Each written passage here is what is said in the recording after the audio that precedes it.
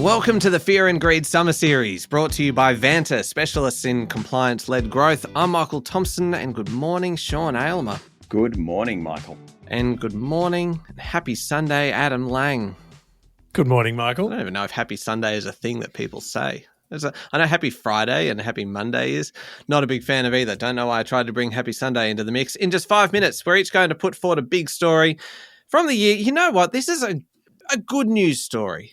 It's the weekend. We want a good news story. None of this bad news. We're going to pick our favourite good news story from the last 12 months.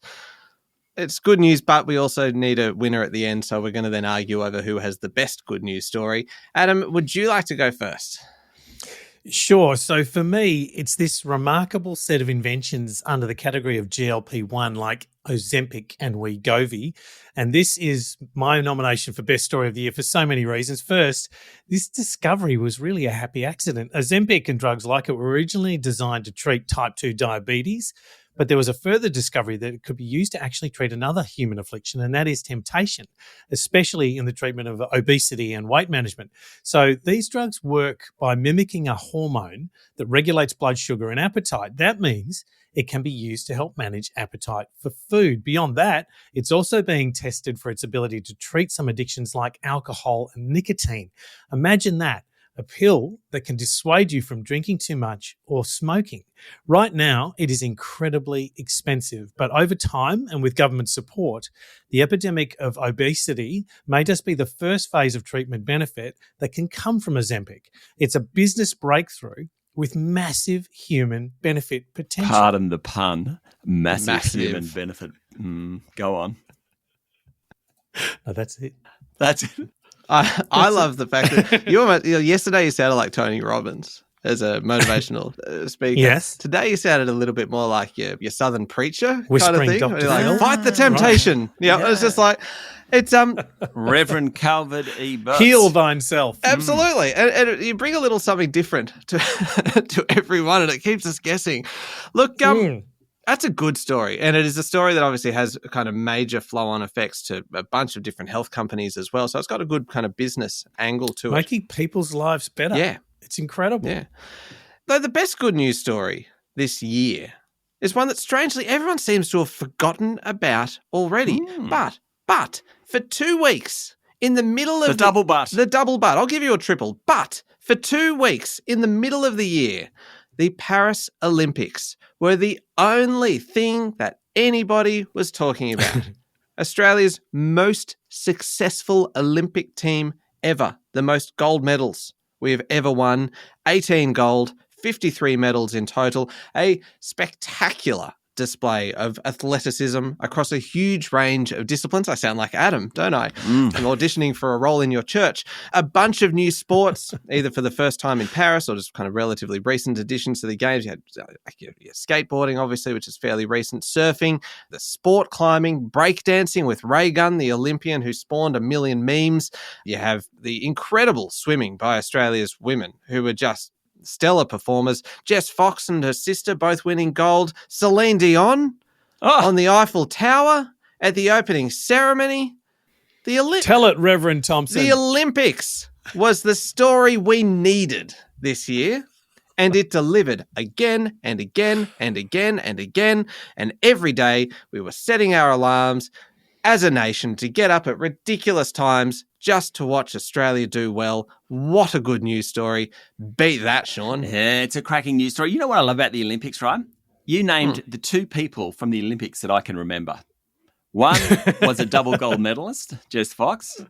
One was kind of the absolute other end of the spectrum. Like she got zero. Scored a zero. Yep. Ray Gun. You say, can you name 3 other Olympic gold medalists? Now, you might be able to get it through the swimmers, but if you exclude the swimmers, this is to your point. Biggest 2 weeks, fantastic. Everyone's all over it, and then we all sort of forget about it.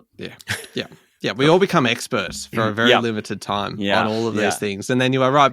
But yeah, you do kind of, it's interesting reflecting on it now and just going, yeah, actually that was a really good time. And it's one of those things where all of a sudden you have things to talk about with people in the office.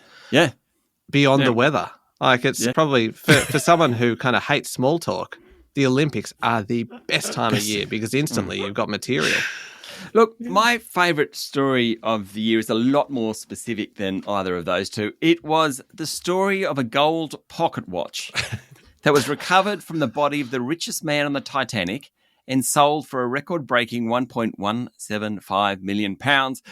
I love the story because of the history. It's beautiful. The original owner of the watch, businessman John Jacob Astor, went down with a ship. He was aged 47, went down in 1912 when the Titanic sank after seeing his new wife, Madeline, onto a lifeboat. So the gentlemanly 47-year-old helped his 18-year-old pregnant wife onto the lifeboat. Quite the scandal. Rather than try his luck with another safety vessel, impeccably dressed Astor, who was a prominent member of the wealthy Astor family, was last seen smoking a cigarette and chatting with a fellow passenger. His body was recovered from the Atlantic Ocean 7 days later, and his 14-carat gold Waltham pocket watch, engraved JJA, was found. There's more, though. Madeline gave birth to Jakey, the son, 4 months later in the Manhattan Fifth Avenue mansion that John Astor had given to his new wife. Madeline then went on to marry a wealthy banker. She had 2 sons, then she divorced him. She married an Italian actor. Whew. They divorced 5 years later. Madeline died of a heart attack, aged 46. No surprises there. All that wealth, what happened to it? Well, John Astor gave it to his son, Vincent. When Vincent died, he gave it to his wife, Brooke, who then spent the next 48 years giving it away. So basically, Brooke gave all this money away. They had a son, Vincent and Brooke Tony, who actually stole some of it while it was being given away. He ended up in jail. But, I mean, what a cracking story starting from a gold pocket watch. It's just a great yarn. That is a really good everything. story. Yeah. It's fun. How do we decide a winner on this one? Because difficult. Three very different stories. Yeah. Objectively, the Olympics should win because it's all about gold medals. It has victory all over it. But I don't want to be that guy that just comes in and says, I win. Yeah, so I disagree. So you won't have to do that. That's okay. Yeah. Okay. I was leaving it open for you two just to go, yeah, you are right, Michael. Olympics are the best. Yeah, you win. Okay. Do we give it to you? We can't give it to Ozempic and Wegovy, Adam, because that's been going around for about 3 years. Oh. Okay. You know what?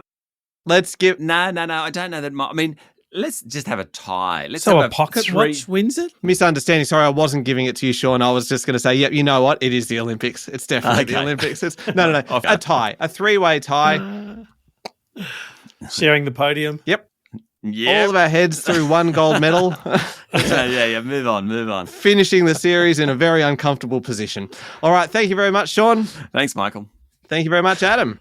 Thank you, Michael. This is the Fear and Greed Summer Series brought to you by Vanta. Vanta automates compliance for frameworks like ISO 27001, SOC 2, CPS 234, and Essential 8, saving time and money while building trust.